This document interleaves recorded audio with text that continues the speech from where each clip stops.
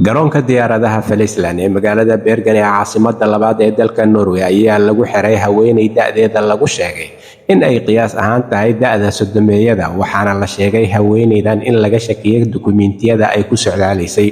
Booliiska ayaa sheegay in haweeneydani ay xabsiga u taxaabeen kadib markii ay ku arkeen dukumiintiyo ay ka shakiyeen sax ahaanshahooda. Waxa uuna taliyaha booliiska Ronny Overbetten ku waramayaa in haweeneydani ay ka shakiyeen dukumiintiyada ay ku socdaalaysay, isaga oo intaa ku daray markii ay baaritaan ku sameeyeen oo ay weydiiyeen haweeneydani halka ay ka soo socdaashay, ayuu sheegay in aysan islahayn goobta ay sheegtay iyo wadanka ay ku warantay haweeneydan in ay ka soo safartay iyo lacaga ku jiray boorsadeeda. Waxa uuna intaa ku daray in dukumiintiyada qaar iyo wadanka ay sheegtay aysan islahayn, isaga oo sheegay in ay hadda ka fureen kiis dambiyeed falkiisu ahaa dukumiinti aan sax ahayn oo lagu socdaalayay. Taliya Ronny ayaa sheegay in haweeneydani markii ay xabsiga u taxaabeen ay ka codsatay magangelyo qaxootinimo dalka Norway, waxa ayna sheegtay in ujeedkeeda ugu weyn ee ay ugu soo socdaashay Norway iyo Bergenba ay ahayd in ay qaxooti ahaan isaga dhiibto dalka Norway. Booliiska ayaa sheegay in haweeneydani loo taxaabay hadda xabsiga Trandum oo ah xabsiga kaliya ee ku yaala dalka Norway ka oo lagu xiro dadka soo galootiga ah kuwooda laga shakiyo dukumiintiyada socdaalka ay wataan sax ahaanshooda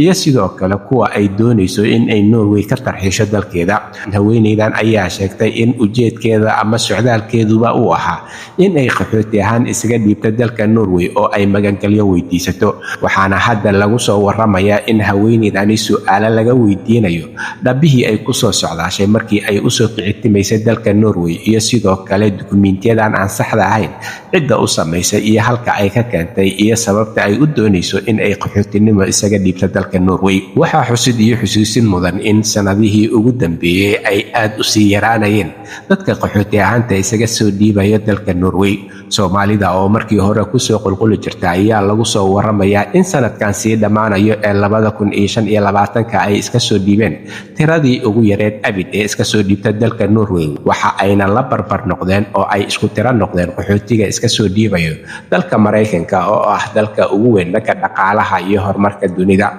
Waxayna taasi ka dhigan tahay in qaxootiga iska soo dhiibaya Norway uu aad u sii yaraanayo xaaladaha nololeed iyo sidoo kale sharciga oo aan sidii hore u sahlanayn. Halka warka kuwooda ugu doorka Norway idinkaga imaanayo waa Somali Voice in Norway ama codka Soomaaliyeed ee Norway, waxaana idinla socodsiinayay aniga oo ah Cabdullaahi Shiine.